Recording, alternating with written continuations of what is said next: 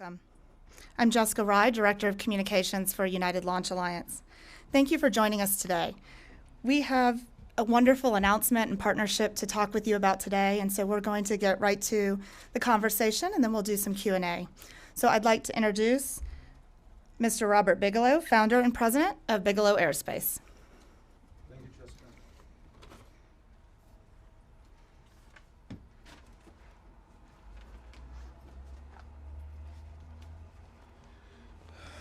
Yeah, this is a propitious occasion, as they say, I guess, and we're really happy to be being able to announce a potentially enormously important relationship. So I want to first express my thanks to all of you attending here, and especially to ULA. And this is a great place to have this press conference at the Broadmoor, so it's really appropriate.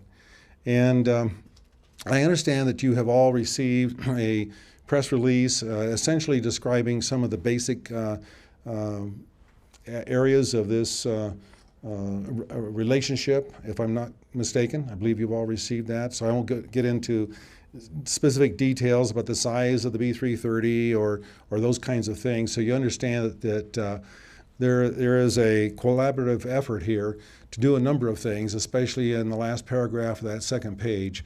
It said a lot. You know, it was a very important area in there. So one of the things I want to do is characterize a little bit this new space era, take a couple minutes, which my perception is that it really began in 2011 when there was the cessation of the flying of the shuttle, because NASA was on an irreversible course at that point in time to go forward and to have a dependency on the commercial sector. And of course, there are at least 4 companies that have a lot of promise in being able to perfect their taxi system.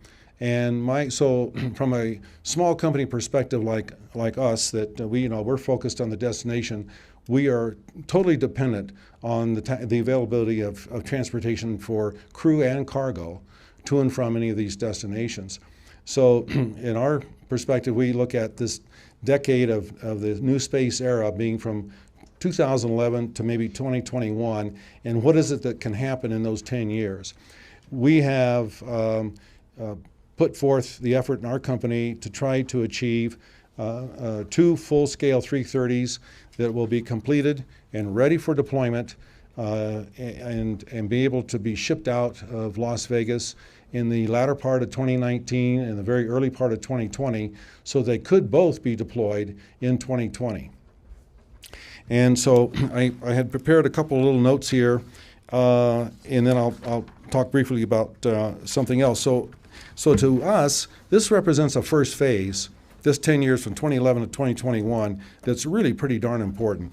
In this new space era, this NSC will be defined by the really serious emergence of space commercialization, obviously aside from satellite communication, and several different new dynamics. For the first time, stations and transportation systems will be available to serve as an open resource. That's a big deal, as an open resource, and not mainly the purview of nations. The majority of Earth's nations and corporations can have access, and that's a big deal. So as a result of affordability and access, new products and everything that affect human health, entertainment, national security, and other areas will be marketed. These new industries will help pay for the future pursuit of eventually lunar enterprises, which will characterize phase 2. And in our world of thinking, that's from 2021 to 2031 of the new space era.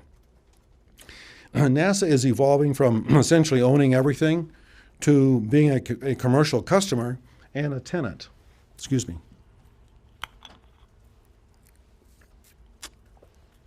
By the end of phase 1 in 2021, there will be more than a single company able to transport crew and cargo. And then we begin the phase 2 of things. And phase 2 is characterized by more LEO stations, more destinations, multiple taxi services that are reliable, efficient, and affordable. and probably a 20-fold increase in the amount of astronauts that are actually working. I believe NASA, excuse me, currently only has maybe a population of about 40 active astronauts, if I'm not mistaken. And that about probably represents a similar number for a global amount of astronauts, at least in maybe setting aside China. But so saying that there's going to be a 10 or 20-fold increase is a substantial number of folks. And we think that that's a function of having more destinations and having at least several of these new transportation companies be successful. I know most of those folks pretty well, and I think there is really a good chance for 4 companies to be active and in serving low Earth orbit needs. So we're pretty excited about this. We are looking to, if we have eventually permission, and we're trying to acquire permission from NASA to be able to locate a B-330 on station. If we're able to do that and have X-Base be there, we are asking also that we be given consideration to being able to commercialize time and volume. And this is no different than if you have an office building, you have a 30-story office building, and you're trying to lease a number of floors. Maybe a bank is the anchor tenant. Maybe NASA is an anchor tenant, and you have other people. My voice is failing me here. And you have other people that are also lessees. But it also means, there's an opportunity perhaps for branding and naming. So whose name is going to be on the building? and usually it's the anchor tenant. And our model here is to try to avoid people having to write checks for any larger amounts than they absolutely have to. That's the objective, in order to increase the population of users and when it gets down even to the individual. So, and we can talk more about that in terms of concept, but it's the same concept if you were doing a university naming of lecture halls and wings of a building, the building itself, and finally the whole college, the whole school. That college could be named after somebody, and that's a universal way of raising money and acknowledging people, and so on and so forth. And there's that huge AT&T football stadium down in Dallas, and they paid a huge fortune for a magnificent facility there, and it's really well worth it, for AT&T to have that exposure. We would love to see Disney have a Disney space station. Wouldn't that be cool? I don't know how many of you here, I'm looking at the age of the audience here, and gee whiz, it seems a whole lot younger than where I am. But I can remember when I was about 14, Walt Disney had his Disney show, and he had the Wernher von Braun on that show several times. And they had Wernher von Braun's rocket there, which was a huge rocket, and they had the big wheel, the AG, the artificial gravity wheel that they talked about. And Walt was a heck of a space fan. He really was. I think he had lived longer, he would have been into space some way or another, probably in some kind of a substantial capacity. So I would love to see a company like that be the vanguard of future stations and operations. So having said that, and my voice is acting up here, I'm going to go ahead and take my seat and turn things back over to Jessica. So thank you very much for your comments, sir. And now I'd like to introduce Mr. Torrey Bruno, ULA President and CEO.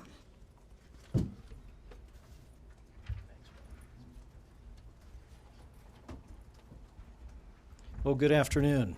Thank you for coming out. I could not be more excited to stand up here and talk about this partnership with Bob and with Bigelow Aerospace. We are standing on the very threshold of an expanded and permanent human presence beyond our planet. In the beachhead for that future, the foundation will be the commercialization of LEO. And Bob's innovative technology is really the key that's going to unlock that future. This is so exciting. This is going to greatly expand the opportunities for research, for manufacturing, and yes, for space tourism in LEO. We're really talking about the democratization of space, where it will no longer be the sole domain of highly trained and highly skilled and elite astronauts, but a place where people like you and I, where normal, regular men and women go to live and work. And so this is very, very exciting to me, and I am thrilled to be able to announce this partnership and to be able to help Bob by helping to create this transportation highway to the destinations that he is creating. This is a very bright future, and you and I right now are standing here looking right into it. And so with that, I think we're available to take questions.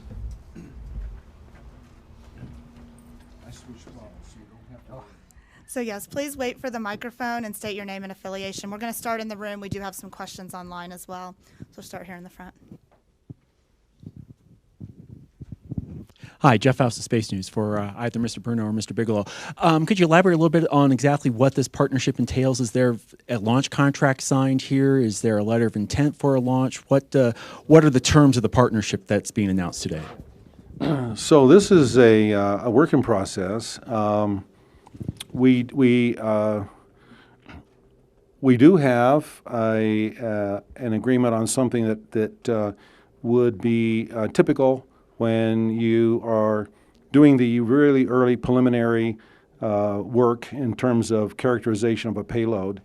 But this is very much a work in process in terms of the overall concept and the overall picture, by all means. So we have a lot of work ahead of us, and we intend to work together. And as the press briefing said, that last paragraph on that second page, as I alluded to, really says it all in terms of what we're trying to do together. I think that you said it. So we'll go back to Chris. Hi, Chris Davenport from the Washington Post. When you say here that this is the first ever commercial partnership between a launch provider and a habitat provider, you're talking about where NASA is sort of out of the loop, where, SpaceX just launched your habitat. Can you talk a little bit about the significance of that, where you have companies partnering with companies without a government sort of in the loop there? Sure. So it's what I was referring to a moment ago, where we're seeing private companies look to commercialize LEO. NASA has done the tremendous exploration work, and they've sort of blazed that trail, and I think as they look to their future, they talk about pushing further into deep space and counting on industry, on commercial companies to really capitalize and exploit all of that wonderful work that they've done to commercialize LEO. And so we are getting together as private companies to actually see that vision happen. Chris, nice to put a face to the name. We have several folks right now that would like to fly things on beam. We have countries and we have corporations. We didn't really try to promote that, and beam is more awkward to accommodate commercial payloads, as you might imagine, than the 330 would be. And yet, surprisingly, the notion has been preliminarily vetted with NASA, and so we're getting some cautionary nods. And I'm hopeful that perhaps in 6 months or so, we may be able to accommodate these folks who want to do that. And that would be really exciting, because that would be the proof that there are people that are interested, that even in a very minimal kind of context, being able to be able to fly certain kinds of payloads, and that so it'd be under much more of a hardship by far, 10 times more of a hardship by far than if they had the 330 to work with and they had their own crew or their own people on board as payload specialists. Yeah, I just want to say that Bob's vision that he described before when he was at the podium and here for the business model that you have in mind for the B330 is the thing that I think is the most exciting about it. This is a very innovative idea, and it's one that is really new to aerospace and certainly new to space itself. So, this is innovation, the real thing. Go here and then back to the second row. gentleman, Tom Roeder with the Gazette. One thing that fascinates me about this relationship is you have the innovative, young entrepreneurial company getting with the very established, very buttoned-down company. How do you manage the cultures, and how do you balance the tolerance of risk between the two firms? So can I, if I loosen my tie, will that help? Well, he didn't notice my age. I mean, I'm old enough to be characterized as an older part in this relationship, right? So, but bless you for not bringing that to anybody's attention. Well, I always think that good partnerships are ones where both parties bring something to the table. So if we're going to have commercial destinations in space, we have to have a place to go where meaningful activities happen, and we have to have a place, a way to get there and come back. Bob is providing the destination. We have a great track record on going to and from. We have a very capable and powerful fleet of rockets. And when we're talking about people and the frequency that this vision embodies, I think our record is going to be something that's pretty valuable and a big enabler. In the lift industry, people, sort of accept in non-human flight, one failure in 20, even one failure in 10. And the team that I'm privileged to lead and very proud of has achieved 0 failures in 106. And so you need reliable transportation to make this work, and we're bringing that to the partnership. And by the way, that is an amazing craft. That B330 is bigger than my first apartment.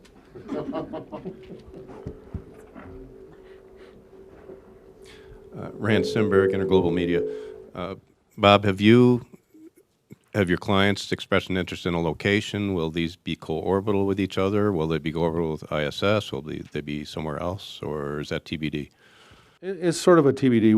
We are a little biased toward having this first 330 on station, and that's why we call it X-Base in a sense, because it will provide NASA with the terrific opportunity to have a testing station on station that is really a formidable size. It represents 30% of the existing volume of the station. So how would you be comfortable in outfitting new Eclipse technologies and other kinds of systems when you're a long ways from mama, you're a long ways from home, if you didn't test everything out every which way you could close to home first? Physically attached. So we are hoping that we can get the kind of permissions that are necessary from NASA to say, yes, let's go ahead and attach that to station, and we can try to execute that docking and everything that's required, and have that be a super testing station platform, the B330. All right, so we're going to go Frank. I saw Frank's hands. We'll go over here and then to the front. Hi, it's Frank Mooring with Aviation Week.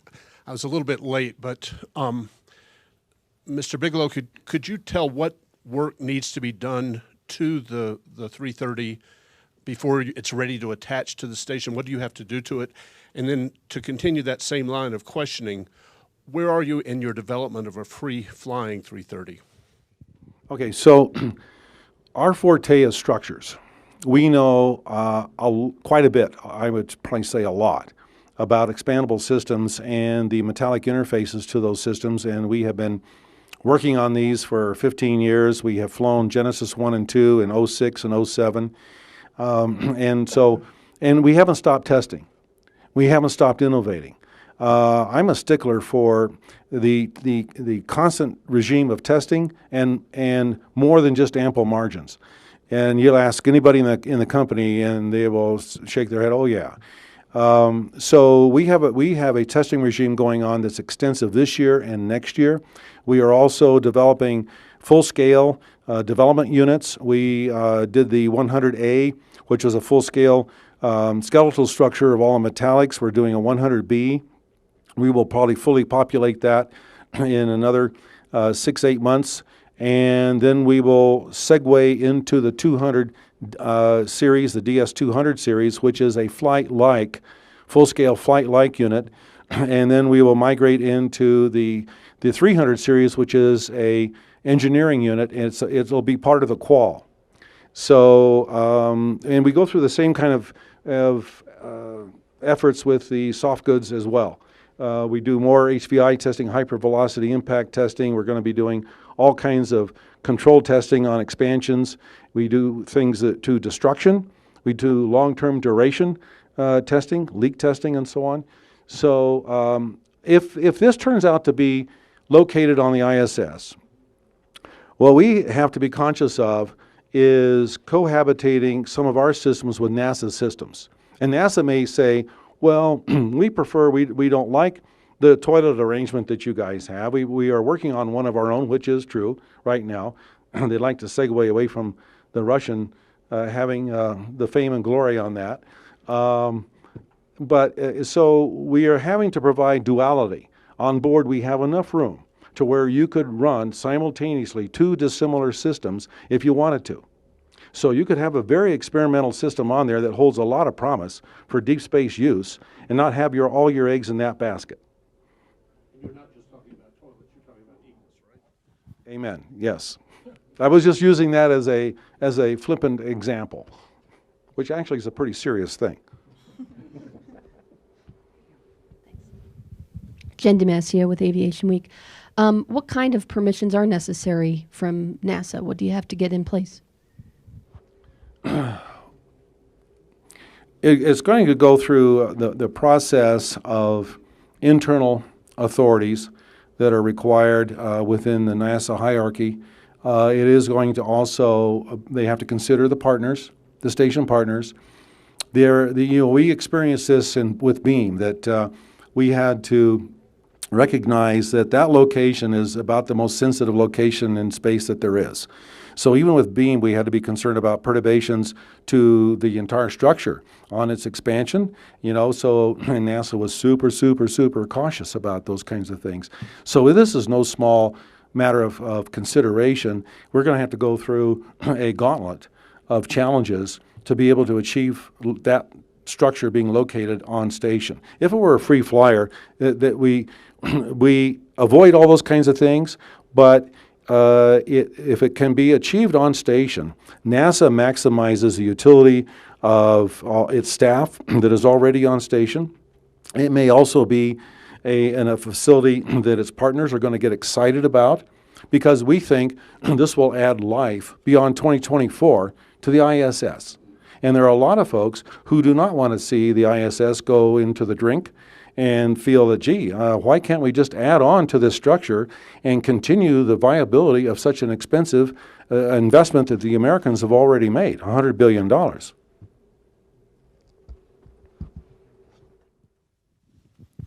Hi, yeah, James Drew with Flight Global. So who is going to pay for this launch when it happens? Are you looking for NASA to sponsor it, or some other agency to sponsor it, or a bunch of entrepreneurs to sponsor it? How are we going to fund the ULA Atlas V launch? So that depends on how this all works out between now and then. So as Bob said, we're exploring how to accomplish this. Clearly, if there were a NASA-centric mission and NASA wanted to invest in lifting the B330, I would be pleased to work with them, but I think there's other opportunities as well. Such as? I'll let Bob. You're so nosy. This is tough to talk about because, we would love to say a lot of things we shouldn't, all right? And it's not appropriate that we talk about too much in details because we are getting ahead of ourselves. We need to cement certain things, even though we have a lot of concepts that are really cool, really exciting, and can do NASA a hell of a favor. It's premature to talk in specifics about these kinds of things.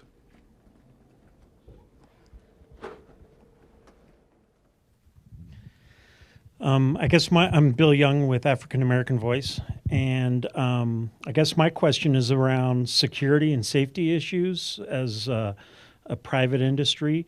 Having the two of you team up without a government, how are you going to resolve those issues, and are they going to be open source so that other companies can kind of be on the same page with you guys when it comes time for them to do similar things? Okay. I am smiling because you were never around our shop when we were fabricating the beam. NASA was there a lot, and we had a serious amount of insight opportunity. We provided insight with NASA in far as the construction, development, fabrication of the beam was concerned, as opposed to oversight. There's a little bit of a difference there. And so it wasn't as though we were turned loose by any stretch of the imagination. And that's not going to be the case with the 330 either. If it's going to station, NASA's going to be all over that structure. I guarantee it. Yeah, so I'll just add to that a little bit. You know, safety and reliability is core discipline for us. It's core skills. We take it very, very seriously. And one of our core principles is transparency with our customers. And I'll also share that in our industry, when it comes to safety and people's lives, that there has always been a tradition of cooperation, even between private companies. You know, it's separate from any government requirements, because some things transcend that. Okay. We're going to go back to take a question from social media. Thanks. One of the questions from social media on Twitter from @ChuckOGarcia in regards to bringing people and expanding the astronauts that are in space is, what will be the professions of the first 50 off-world jobs we see supported by Cislunar 1000? Do you want to? The 50 on jobs? What? So the first 50 jobs that exist off our planet, the first 50 commercial people who are up there, what do you think they'll be doing, Bob? All right, so you're going to be driving that from a business perspective. You know, usually you are coming up and creating the ways that you have something to market. So exploration is important. You have to check out what is it that's there. But before you've done that, you have to navigate through the legal regime of being able to secure assets that you find. And if you find in situ assets that you're going to harvest, you're going to transport those someplace, you have to have that permission. We think that kind of permission is not blockaded by the 67 Space Treaty. We think it's in harmony with that. So you're going to have to be locating where there are resources that you can market. In our particular case, our company would like to be the kind of Hudson Bay sort of company. We would like to have the facilities to accommodate people in whatever enterprise is there. If they're mining, if they're exploring for this or that, if we're hosting a country, another nation to explore, then that's what we would like to be able to do, is facilitate those kinds of folks rather than to initiate those kinds of activities ourselves. If there were people putting together power systems or transportation systems, whatever they might be, maybe a rail system of some sort, who knows, or even a launch facility. We would try to accommodate those kinds of folks any way we could, but we actually would leave it up to the professionals in those industries to do that kind of work. So I absolutely agree with everything that Bob said. And you know, the funnest part about this type of endeavor is that we just don't know. And so I'll speculate too. I'm going to speculate that the first jobs, the first commercial jobs in space, are commercial research, corporate-related or corporate-sponsored space research, and perhaps zero-G manufacturing, and then extending out into prospecting and in the development of resources that are just a week and a half's journey from where we're sitting here. Such abundance that it defies human imagination. But that's what I think, and it's going to be so much fun to find out together. Okay, we'll go back to questions in the room. Hi, Miriam Kramer with Mashable. I am just sort of curious. So, if the B330 were to attach to the space station, would you expect that NASA would be your customer for that particular module, or would you expect to be able to have other industry partners or other nations? I'm not totally sure how that would work, but yeah. Our hope is that NASA would be the primary customer for that structure, and that we would be given permission to commercialize, and essentially we would be time sharing. Okay, so what we're doing is we're offering discrete quantities of time, a matter of 1 or 2 weeks to maybe 45 days to various kinds of clientele, and also certain areas on board the spacecraft that we have permission for that clientele to locate packages and experiments that was the motivation for them to be there. We can take another question from social media, and then I'll. And how exciting was that? A timeshare in space. Come on. Another question from Twitter at Nelson Bridwell is, how many B330s will we see in orbit in the next 5 to 10 years? So if we have the wherewithal to set up the production facility to create 2 for launch in 2020, we're not about to shut that down. Now, we're light years from being Boeing, so we're not going to be able to produce a 737 in a day, right? Less than a day, actually. So it will take time to create these structures, but as we do, we'll be able to do that more quickly. So I think by, say, you said 2025 or 6, I forget the time frame on that. The next 5 years. 5 years after the 2020, okay. So that's going to be probably a function of, are we able to find enough good staff to be able to put these structures together in that kind of quantity? That's really, really important, the people. Because this is really a lot about the technicians and the people that put these systems together. So that's a big deal. The financial wherewithal means something. The facilities themselves mean something. Our plant is pretty large, and I built it to accommodate a flow of structures that could be in tandem. So I think we could expect possibly to be able to populate several different destinations in addition to the ISS.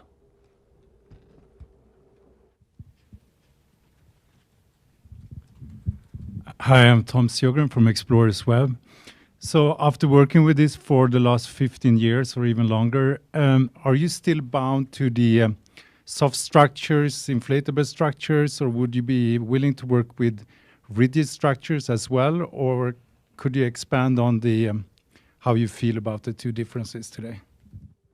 Until we get to a way of lifting large, heavy structures that is completely different than today. We're almost talking levitation. Unless there is an enormous breakthrough in being able to deploy something from the surface of the Earth to a substantial altitude, there is no way that rigid systems can overcome the advantages of expandable systems. There is just no way they can. And you can look at it almost any different way that you want. And especially if the rigid system, now you may not have the mal-effect of radiation on human tissue inside composite systems like you do aluminum systems, but it's disastrous with aluminum systems. And again, your confinement to that structure, because as good as it's going to get, is what the size was in that fairing upon deployment, upon launch, and that was what you got on deployment, and that basically is it. You could have certain articulation of different things, but in terms of overall volume, it's going to be the same. And that's the beauty of expandable systems, is it's not the same. There's no relationship at all as to what you started out with in the size of what it's going to be when it's deployed. And from the perspective of the lift person, the expandable structure is the innovation that is making this possible. That's the breakthrough. Because all space structures that go up have to fit underneath the rocket's payload fairing. And physics dictate a limitation to that, and it dictates a certain set of economies around how big we make those. And so with that model of lift, this is really the way to go. Other questions from social media? This is from @AngryB8. For Mr. Bruno, are you investigating using an ACES upper stage to transfer people or cargo between these different space stations? Sure. Our long-range vision carries us to the Vulcan ACES launch vehicle. And for those of you who are not familiar with ACES, that's our next generation second stage that will replace the Centaur. It's a much larger stage with much greater capability.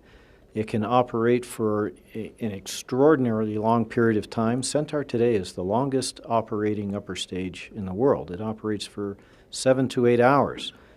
This new ASA stage will go for 7 or 8 days.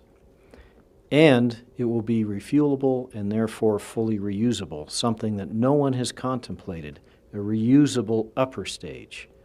And the breakthrough idea there is that you don't have to bring it to Earth in order to reuse it.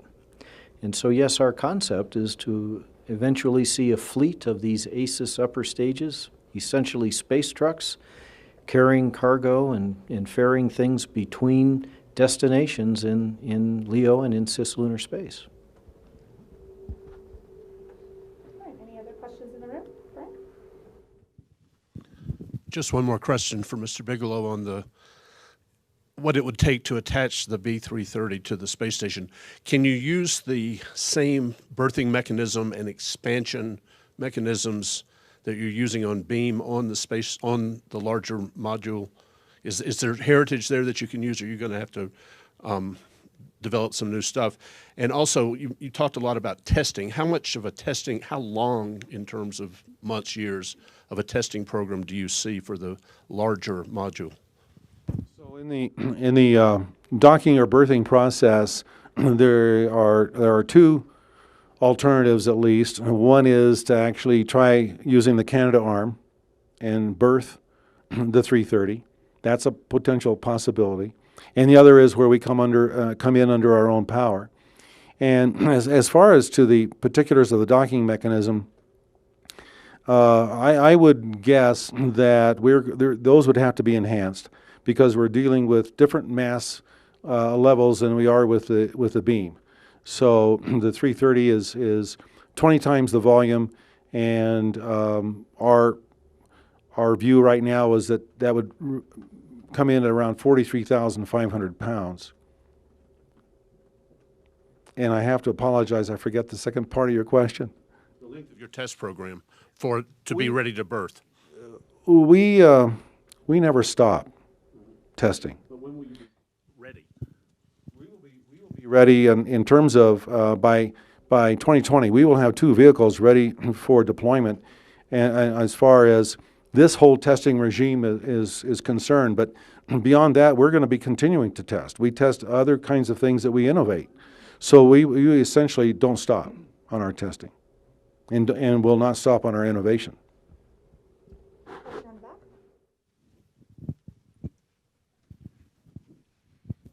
Hi, my name is Sloan Trugman from Aminet Insights. A lot of startups have a social component or a giving back, a mission. Is there anything in this partnership that we can see towards education, giving back to the community within this expansion? And is there anything that you're thinking about within space for the new job economy that you're giving into it? So one thing that might be kind of fun is where we created an associate astronaut program. And we would love to see somebody be a sponsor of that with us. And it might be a process to where you're aware of the space camps. Huntsville has a huge space camp, and it's really popular and a lot of fun.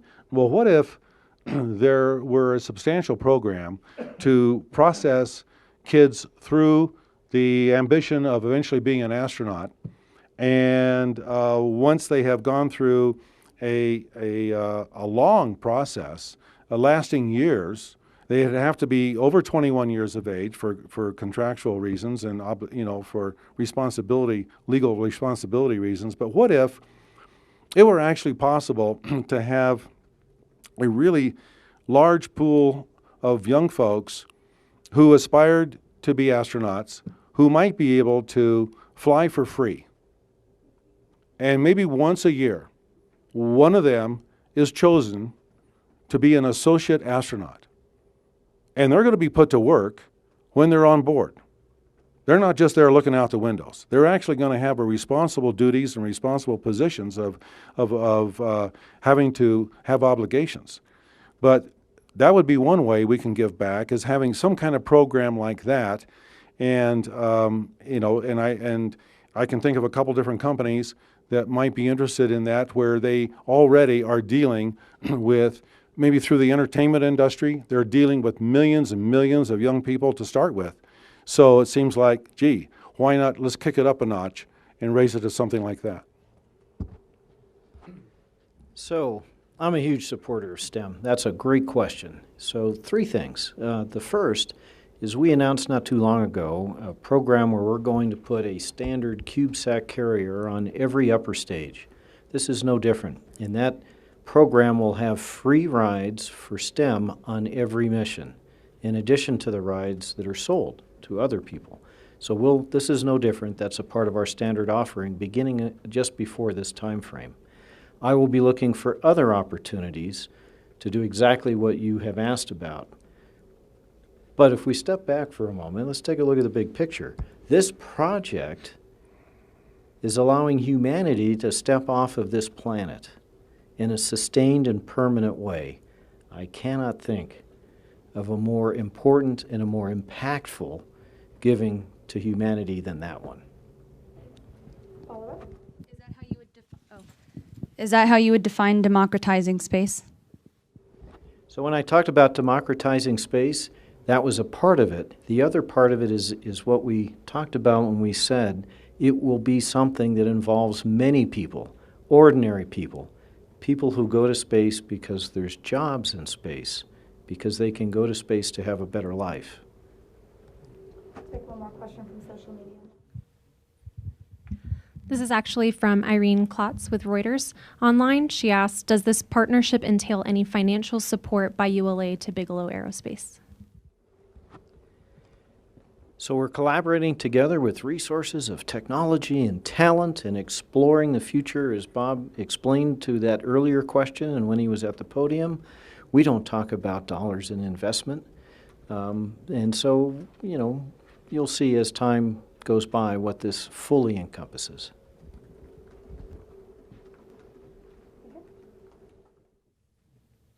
Rand Simberg, Global Media. This is another technical question as a follow-up to my first one because I hadn't realized you're going to attach 2 parts. One, I assume you're going to berth, not dock, so we have more, bigger access. And the other is there are different requirements for a free flyer than an attached system. So are you going to have, and if it's attached, will you have RCS? Will you have thermal control? Will you have power? Or will you just get those from the station and have a different version as a free flyer? So one of the concepts is that if it's attached to the station, it may be there for a period of time that could last some years, or it might be released from station and another habitat combined with it.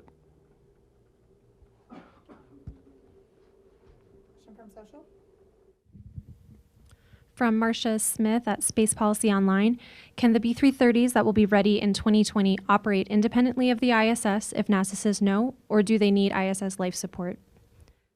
The B330s are designed to be an autonomous operation, and they are a space station. Each one is able to be its own space station. They need no other habitats, modules, or anything of the sort. They have their own propulsion systems, eclipse, avionics, etc., and they are an autonomous station, albeit a lot smaller than 1,100 cubic meters, but they are still large. They're 330 cubic meters each. So it only takes about 3 of those to equal the entire volume almost of the ISS.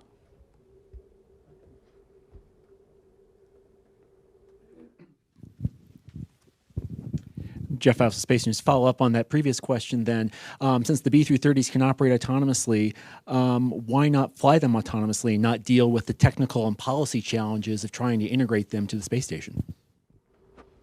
That is really attractive, believe me. However, that isn't in the best interest of NASA. If NASA is going to, even if they were to fly at 28.1, degrees, and you have better access that way, naturally there are advantages. But the station offers probably the best choice of the 2 choices, and that way NASA can have more of a seamless operation, if you will, by having X-Base on station. And they're not compelled to have to increase the size of their crew.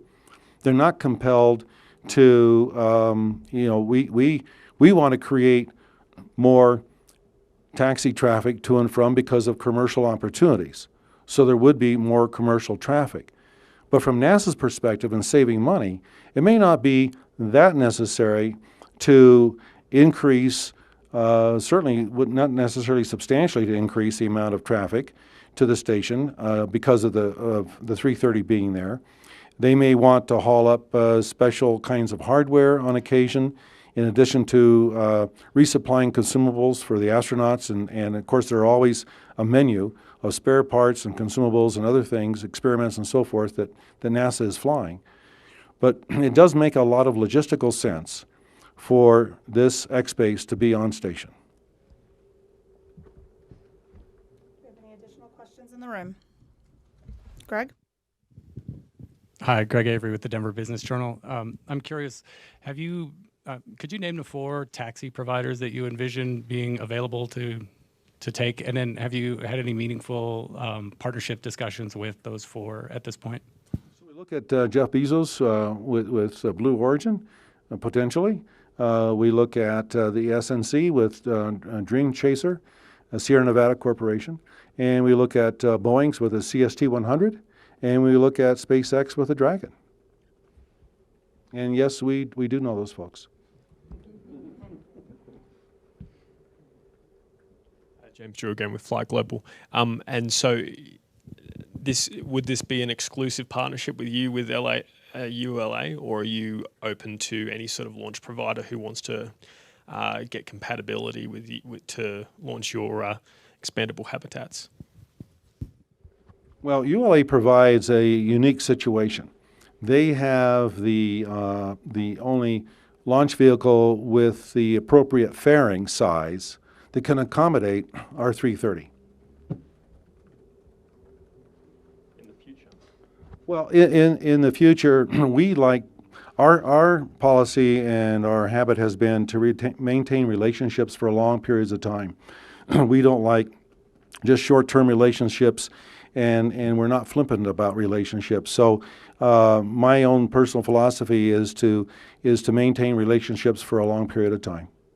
Did you not have a good relationship with SpaceX when you got launched up? With SpaceX, they do not have the capability with the fairing size that's necessary to accommodate the 330. So that's not even a choice, Question from social? To follow up on the kind of long-term relationship from @DIY Gary, what is the overall goal of this partnership between ULA and Bigelow Aerospace, and what steps are you looking to take to get there? You mean other than trying to make a hell of a lot of money? I think that there are a lot of challenges here, and when you're trying to do something really novel like this, it isn't simple. The odds are huge that it's going to be a struggle. There are a lot of chefs in the kitchen, and that always makes it tough. There are a lot of people to try to satisfy. And so this is not going to be any kind of a simple situation. And we're going into this with a philosophy that we're going to have to work together and develop the satisfaction within NASA and the international partners, and then I think also the markets.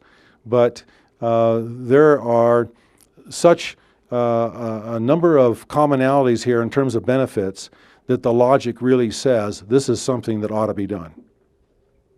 I'll add to that a little bit. So, I talked about the lofty long-term goals, but let's talk about something a little bit closer.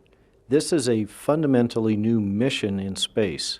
We haven't had one of those in probably 20 or 30 years, arguably. So this is creating new things to do in space, making the space economy larger. That in itself is an exciting goal. Hi, Miriam with Mashable again. I am just curious, do you envision tourists flying up to the station to stay in the B330 if it is attached? And if not there, then if there is a free-floating one, I mean, is that where they would go, or are tourists sort of not a part of this? Are you talking more industry? So we call them amateur astronauts. Yes, we have opportunities for short-term stays because sometimes you don't want to have to, be away from your job and your career for months and months at a time. So there are scenarios where it could be a week or two, and there are scenarios where it could be 45 days or 60 days. And this would be applicable to if we're on station, or if it were a free flyer, we have more latitude to accommodate those kinds of things. So if we were flying a cargo mission, then we could accommodate probably an amateur astronaut or two, where we know that that cargo vessel is going to be turning around and going home quite soon. And it wouldn't be that one because we rotate the lifeboats, right? So, but there's also different. I think what you might see is a transition where people are able to invent and create their own income streams to compensate for what they've paid for that amateur astronaut experience. So it's not just I think we've seen a precedent on the last couple of folks. Any further questions in the room? I have a request. That'd be to have the two of you standing on either side of this to photograph you. We will certainly do a photo op when the conference runs up. Any further questions? If not, thank you very much for joining us today.